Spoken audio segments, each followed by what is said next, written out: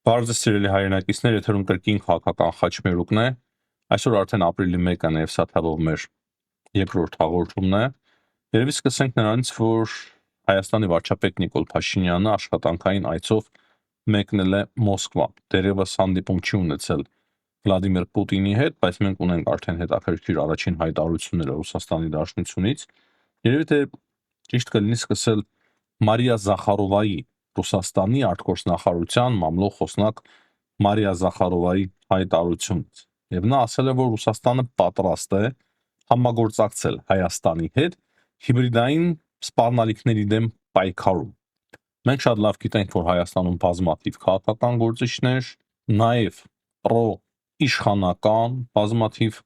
վերլուծաբաններ խոսում են այն մասին, որ այդ հիբրիդային պատերազմը մղում է Ռուսաստանը ընդդեմ Հայաստանի։ Դրա մասին է խոսում նաև Եվրոպան, այսինքն բոլորը գիտեն, որ այդ հիբրիդային սպառնալիքները եւ պատերազմը գալիս է Ռուսաստանից։ Հիմա ինչ հայտարարություն է անում Զախարովան, ինչպես դա հասկանանք։ Կարելի է հասկանալ մի քանի ձևով։ Առաջին, Զախարովան ուզում է ասել, որ մենք պատրաստ ենք փուրը տալ մեր գործակալներին, ես այդպես եմ կարող նաև հասկանալ սա, դադարեցնել հիբրիդային սպառնալիքները ընդդեմ Հայաստանի, եթե Հայաստանի իշխանությունները ավելի սերտ սկսեն համագործակցել մեզ հետ։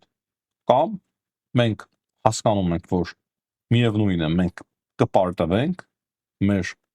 այդ ռուսական գործակալիքներով, դրա համար լավ կլինի հիմա դադարեցնենք այս հիբրիդային հարձակումը ընդդեմ Հայաստանի Հանրապետության եւ չխզենք մեր հարաբերությունները Հայաստանի իշխանությունների հետ եւ փորձենք ավելի խորացնել դրանք։ Հաստատի, այսպես կարելի ընկալել Զախարովայի հայտարարությունը։ Երկրորդը կարելի է մի փոքր այլ ձևով ընկալել, եթե Եվրամիությունը օգնում է Հայաստանին պայքարելու հիբրիդային սպառնալիքների դեմ, միջոցները տրամադրում, ապա կարող է Ռուսաստանի Դաշնությունն էլ եվրոպական ներկայությունը համարի հիբրիդային սպառնալիք Հայաստանի դեմ եւ փորձի ավելի ակտիվ սկսել ֆինանսավորել մեդիան, որը որ իր ազդեցության տակ է Հայաստանում, քաղաքական ուժերը, որպեսզի այդ դրանց միջոցով պայքարեն Հայաստանի իշխանությունների դեմ եւ ազատ մեդիայի դեմ։ Կամ թե չէ ուղակի հայտարարություն է հայտարարության համար, թե հա իրենք չեն նկատում, որ իրենք իբր չեն տեսնում, որ իրենք են այդ պայքարը տանում ընդդեմ Հայաստանի, ասում են մենք էլ կօգնենք։ Ով որ ձեր դեմ պայքար է տանում հիբրիդային, մենք էլ կօգնենք, որպեսզի դուք ավելի էֆեկտիվ պայքարեք դրա դեմ։ Այսինքն ինքն իրեն կներեք արտահայտության համար իշու տեղ են դնում։ Երկրորդ կարևոր հայտարարությունը, որը որ մենք ստանում ենք հիմա Ռուսաստանի Դաշնությունից, դա Դիմիտրի Պեսկովի հայտարարությունն է։ Պեսկովը ասում է, որ Վլադիմիր Պուտինը այսօր բանակցություններ կվարի Նիկոլ Փաշինյանի հետ, կքննարկեն նրանք Հարավային Կովկասում տնտեսական, տրանսպորտային եւ լոգիստիկ կապերի զարգացմանը վերաբերող հարցեր։ Ուրեմն, կքննարկեն տնտեսական համագործակցություն այստեղ ինքը տնտեսական համագործակցություն այստեղ ինքը նկատի ունի։ Տրանսպորտային, այստեղ տրանսպորտային հարցերի մեջ կարող է հարցը վերաբերվել TRIP-ին, Հայաստանի եւ Ադրբեջանի միջև կապերին, որ փորձում են հիմա աշխուժացնել տրանսպորտային կապը, որը որ գոյություն չունի կամ շատ վատ վիճակում է, կամ այն, որ Ռուսաստանի Դաշնությունը Ադրբեջանի միջոցով ծորեն է տեղափոխում Հայաստան եւ ուրիշ պարագաներ, եւ դրանից բացի ամենայն հավանականությամբ կքննարկվի, ինչպես արդեն նշել էի նախորդ հաղորդման մեջ, երկաթգծի հարցը, հայկական երկաթուղիների հարցը, որը որ Ռուսաստանը հիմնականում չի ցանկանում քննարկել, չի ցանկանում այս հարցի շուրջ որևիցե զիջումների գնալ, բայց տեսնենք այս հանդիպումներից հետո շատ ավելի པարզ կդառնա ամեն ինչ։ Լոգիստիկ կապերի զարգացումը դա նշանակում է այն, որ Ռուսաստանին բավականին կարևոր լոգիստիկ ուղիներ են պետք այս պատժամիջոցների ժամանակահատվածում եւ երևի այդ հարցն են քննարկելու Պուտինը եւ Փաշինյանը։ Առաջ չընկնենք, ուղղակի սրանք ենթադրություններ են եւ բավականին իրատեսական ենթադրություններ, թե ինչ հանդիպում եւ ինչ քննարկումներ տեղի կունենան Հայաստանի ղեկավարի եւ Ռուսաստանի ղեկավարի միջեւ։ Մեկ ուրիշ կարևոր տեղեկություն, Սուրբ Աննա եկեղեցու միջադեպի մասնակից Դավիթ Մինասյան 2 ամսով կալանավորվել է։ Սա շատ կարևոր տեղեկություն է, սիրելի հայրենակիցներ, նրա համար, որ բոլորը հասկանան, որ Հայաստանում նման գործողությունները անպատիժ չեն մնա։ Բայց անցնենք առաջ, կարելի է երկար խոսել ամեն հարցի վրա, շատ երկար կենտրոնալ, բայց չեմ կարծում, որ ճիշտ կլինի։ Միջայլոց մոռացա կոչ անել ձեզ անպայման լայքելու, բաժանորդագրվելու մեր այս հաղորդման ընթացքում, եթե մինչև հիմա չեք բաժանորդագրվել մեր ալիքին, ինչպես նաև կարող եք գրել ձեր կարծիքը մեկնաբանությունների մեջ։ Ուրեմն, անցնում ենք հաջորդ հարցի քննարկմանը։ Հայաստանի արտգործ նախարարությունը շատ լավ պատասխան է տվել Ադրբեջանի արտգործ նախարարությանը։ Հիշեցնեմ, երեք նրանք տոնում էին այսպես կոչված ադրբեջանցիների ցեղասպանության օրը եւ հակահայկական հայտարարությամբ էր հանդես եկել իրենց արտգործ նախարարությունը։ Ալիևն էլ էր կիսվել գրառմամբ, այսինքն մենք տեսանք, որ այնուամենայնիվ Ադրբեջանը փորձում է հակահայկական այդ տրամադրությունները, որոնք որ կային, զարգացնել, որպեսզի դրանք լրիվությամբ չնվազեն հանկարծ Ադրբեջանում, դրա համար փորձում սնուցել այդ ատելությունը հայերի նկատմամբ։ Եվ շատ լավ է, որ Հայաստանի արտգործ նախարարությունը մամուլի խոսնակի Անի Բադալյանի միջոցով պատասխանում է այդ հայտարարությանը։ Այս մասին հրապարակումը անում է Armenpress-ը եւ փաստացին ասում է, որ տասնամյակների պատմություն ունեցող հակամարտության ընթացքում ձևավորվել է մի շարք թշնամական ոչ հավաստի նարատիվներ, որոնք Ադրբեջանում դեռ շարունակում են օգտագործվել նաև պետական մակարդակով։ Այսինքն Հայաստանի արտգործ նախարարությունը ասում է, որ այդ սուտ նարատիվները պետական մակարդակով դեռևս Ադրբեջանը օգտագործում է։ Եվ նա շարունակում է, որ հույսով ենք հաստատված խաղաղությունը ոչ միայն կծառայի երկու պետությունների եւ հասարակությունների միջև կայուն խաղաղ համակեցության, բարեդրացիական հարաբերությունների ձևավորմանը, այլ նաև վերջ կդնի մտածածին թեզերի գոյությանը ու կբացառի ատելության խոսքը։ Այսինքն, ասում է, որ ձեր այդ խորինված թեզերը, եթե բացառեք, շատ ավելի լավ կլինի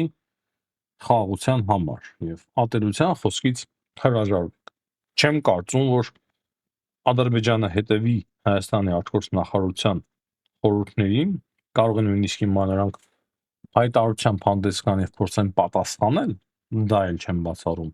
նույն իրանց մամլոխոսնակի արտգործ նախարարության միջոցով, բայց միանշանակ շատ լավ է, որ Հայաստանի Հանրապետության արտգործ նախարարությունը արձագանքել է այդ սուտ եւ սադրանքով լի հայտարարությանը։ Հիմա անցնենք միջազգային հարցերի քննարկմանը։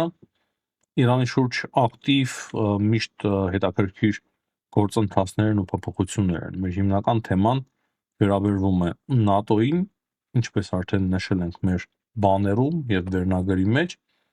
բայց կամաց հիմա փորձենք գալ դրան։ Ուրեմն այսօր Մարկո Ռուբիոն, նաեւ կարելի ասել ոչ թե այսօր, այլ նույնիսկ քիչ առաջ մի քանի կարևոր հայտարարություններով է հանդես եկել։ Նա նախ ասել է, որ Արաքչին ստախոս է, քանի որ Արաքչին ասում էր, որ մենք հրահար հրթիռներ չունենք, բայց վերջերս պարզվեց, որ շատ լավ էլ ունեն հրահար հրթիռներ։ Այսինքն Մարկո Ռուբիոն ուզում է ասել այն, որ երբ որ Արաքչին ասում է, թե բանակցություններ չեն վարվում եւ ուրիշ հայտարարություններ է անում, այդ հայտարարություններին պետք չի հավատալ։ Նա նաև ասել է, որ կարող ենք տեսնել վերջնագիծը, այն այսօր կամ վաղը չէ, բայց մոտենում է։ Այսինքն խոսքը պատերազմի մասին է, որ պատերազմի ավարտը մոտենում է։ Հիմա ինչ կա ՆԱՏՕ-ից, ինչ հայտարարություն է արել Դոնալդ Թրամփը եւ ինչ հայտարարություն է արել Ամերիկայի Միացյալ Նահանգների պետքարտուղար Մարկո Ռուբիոն։ Հիշում եք, մոտ 1 շաբաթ կամ 10 օր առաջ ես խոսում էի այն մասին, որ եվրոպացիների պահվածքը մեծ խնդիրներ կարող է ստեղծել ՆԱՏՕ-ի համար։ Մեծ խնդիրներ կարող է ստեղծել Ուկրաինայի համար եւ խզումը գրեթե անխուսափելի է դառնում։ Դրանից հետո երբ որ ՆԱՏՕ-ի գլխավոր քարտուղարը ասաց, որ մեծ հարց է թե ՆԱՏՕ-ն կկարողանա գոյատևել արդյոք Թրամփի նախագահության ավարտը, կկարողանա գոյատևել թե չէ մինչև այդ ժամանակ։ Եվ մենք փաստացի հիմա ականատես ենք լինում, որ ՆԱՏՕ-ում շատ լուրջ ճգնաժամ կա։ Բայց փաստացի այդ ժամանակ այդ ճգնաժամը չկանգնեցրեց եվրոպացիներին, Ֆրանսիային, Իտալիային, Իսպանիային, որպեսզի նրանք չշարունակեն իրենց գործողությունները, նաև Մեծ Բրիտանիային։ Մենք խոսել ենք երեք այն մասին, թե ինչպես Ֆրանսիան, Իտալիան եւ Իսպանիան սկսեցին արգելել Ամերիկայի Միացյալ Նահանգների ռազմական օդանավերին օգտվել իրենց այրադրոմներից։ Եվ ահա այսօր արդեն մենք ստանում ենք նոր հայտարարություններ։ Երեք էլ է արել Դոնալդ Թրամփը հայտարարություն, այսինքն մեկ շաբաթվա ընթացքում ստացել ենք եւ շարունակում ենք ստանալ, բայց այս վերջին հայտարարությունները շատ ավելի սարսափելի են հնչում ՆԱՏՕ-ի համար։ Թրամփը ասել է, որ ես լրջորեն քննարկում եմ ՆԱՏՕ-ից դուրս գալու հնարավորությունը։ Այսինքն Ամերիկայի Միացյալ Նահանգները քննարկում են ՆԱՏՕ-ից դուրս գալու հնարավորությունը։ Չգիտեմ, Թրամփը միայն կկարողանա այդ որոշումը կայացնել, թե Կոնգրեսի եւ Սենատի կարիքը կլինի, այդ հարցերի մեջ շատ չեմ խորացած, դժվար է շատ արագ հասկանալ, բայց տեսնենք։ Եվ Թրամփը շարունակում է իր միտքը ասելով, որ ես երբեք ակնկալիքներ չեմ ունեցել ՆԱՏՕ-ից։ Ես գիտեի, որ այն թղթե վաքր է, եւ դա գիտեի նաեւ Պուտինը։ Ինչու է ասում, որ Պուտինը գիտի այդ մասին, ինչու է ասում, որ թղթե վաքր է, այսինքն մեծ հարված է հասցնում ՆԱՏՕ-ի հեղինակության, նույնիսկ եթե դուրս է գալիս այնպես, որ իր հետևից կարելի ասել ոչինչ չթողնի։ Պուտինի անունը հիշատակելը այստեղ ավելի ցավոտ է հնչում, ես կարծում եմ եվրոպացի գործընկերների համար, եւ նաեւ այսօր մենք տեղեկացանք այն մասին, որ որոշ տանկերների նկատմամբ, որ կային պատժամիջոցներ Ամերիկայի Միացյալ Նահանգների կողմից հաստատված, դրանք անվում են այս պահի դրությամբ։ Նման ոճով հայտարարությամբ է հանդես եկել նաև Ամերիկայի Միացյալ Նահանգների պետքարտուղար Մարկո Ռուբիոն եւ նա ասել է, որ ՆԱՏՕ-ն դա մեր ներկայությունն է, ռազմական ներկայությունն էր Եվրոպայում։ Եվրոպայի պաշտպանությունն էր մեր կողմից։ Բայց երբ որ մեզ պետք է իրենց օգնությունը, իրենք չեն օգնում։ Այսինքն այնպես չէ, որ մեզ պետք էր իրենց օգնությունը, բայց մեր դժվար պահին իրենք հրաժարվում են նույնիսկ այրադրոմները իրենց տրամադրել ինքնաթիռների համար։ Ու ավելացնում են, թե սրանից հետո ինչի է մեզ պետք ՆԱՏՕ-ն։ Բայց անկեղծ լինենք, Արիկ, անկեղծ լինենք, ես չեմ ասում Թրամփը իր հայտարարություններով, իր վիրավորանքներով, իր քաղաքականությամբ, վարքով ամեն ինչ հասցրեց այս վիճակին։ Ես մեկ անգամ չէ որ այս մասին խոսել եմ, բայց եվրոպացիներն էլ ախր ճիշտ չվարվեցին։ Իրենք պետք է ավելի հեռատես գտնվեին եւ առիթ չտային Թրամփին այսպիսի հայտարարություններ անել, Ամերիկայի Միացյալ Նահանգների պետքարտուղարին նույնպես։ Հետո Մարկո Ռուբիոն շարունակում է իր միտքը ասելով, որ պետք է ընդհանուր մի հատ հարց տալ, թե ինչու մենք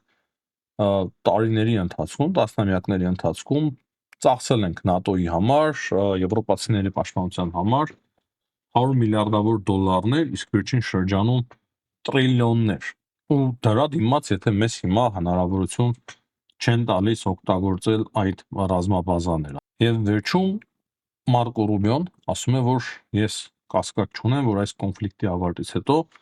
մենք կվերանայենք մեր մասնակցությունը ՆԱՏՕ-ում։ Այսինքն, թե պետքարտուղարի մակարդակով, թե նախագահի մակարդակով հստակ զգուշացնում են, որ Ամերիկայի Միացյալ Նահանգները կարող է եւ ամենայն հավանականությամբ դուրս կգա ՆԱՏՕ-ից։ Բայց այս հայտարարությունները եվրոպացիների վրա կարծես թե ոչ մի կերպ չեն ազդում, երևի շատ հզոր է Եվրոպան, կարող է միայնակ դիմակայել Ռուսաստանի Դաշնությանը, դե տեսնենք ինչպես կզարգանան իրադարձությունները, բայց Թարմեր ասում է, որ սա մեր պատերազմը չէ, Իրանի դեմ պատերազմը հակասում է մեր ազգային ու պետական շահերին, դրա համար Մեծ Բրիտանիան չի ներգրավվի այս պատերազմի մեջ։ Եվ Թրամփի ամենավերջին հայտարարությունը, ուղղակի րոպեներ առաջ մենք ստացել ենք այս հայտարարությունը, վերաբերվում է Իրանին։ Թրամփի խոսքերով Իրանի նոր վարչակարգի նախագահը Ամերիկայի Միացյալ Նահանգներից հրադադար է խնդրել։ Այսինքն նոր են խնդրել հրադադար։ Եվ նա ասում է, որ մենք կքննարկենք, թե երբ է Հորմուզի նեղուցը բաց լինելու, ազատ եւ մաքուր, դրանից հետո կընդունենք որոշում։ Մինչ այդ մենք Իրանը ոչնչացնում ենք կամ ինչպես ասում են, վերադարձնում ենք քարե դար, ասել է Դոնալդ Թրամփը։ Այսինքն Եթե հավատանք Դոնալդ Թրամփին միշտ շատ դժվար է հավատալ, դրա համար եմ ասում, եթե հավատանք Դոնալդ Թրամփի հայտարարությանը, ապա Իրանի նոր վարչակարգի նախագահը խնդրել Ամերիկայի Միացյալ Նահանգներից հրադադար։ Դե տեսնենք թե ինչպես կընթանան իրադարձությունները։ Վերջում կարող եմ անդրադառնալ Պեսկովի հայտարարությանը՝ ի պատասխան Զելենսկուն։ Ես այսօր խոսում եի այն մասին, որ Զելենսկին ասում է, թե Ռուսաստանի Դաշնությունը շատ կարճ ժամանակ է տվել Ուկրաինային, կարծես 2 ամիս, որ եթե չհամաձայնվեն Դոնբասը իրենց հանձնել, ապա պայմանները կարող է փոխվեն Ռուսաստանի Դաշնության կողմից։ Պեսկովը ասել է, որ Զելենսկին պետք է հենց այսօր որոշում կայացնի Դոնբասի մասով եւ զինված ուժերը դուրս բերի Դոնբասից։ Եվ նա ավելացնում է, որ նա պետք է դա որոշեր դեռ 3, ինչը կփրկեր մեծ թվով կյանքեր։ Այսինքն փաստացի Պեսկովը հաստատում է, որ իրենք վերջնագիր են ներկայացրել Ուկրաինային, ասելով, որ հա, եթե դուք հիմա այդ որոշումը չկայացնեք, Դոնբասը չհանձնեք մեզ, ապա պայմանները կարող է փոխվեն։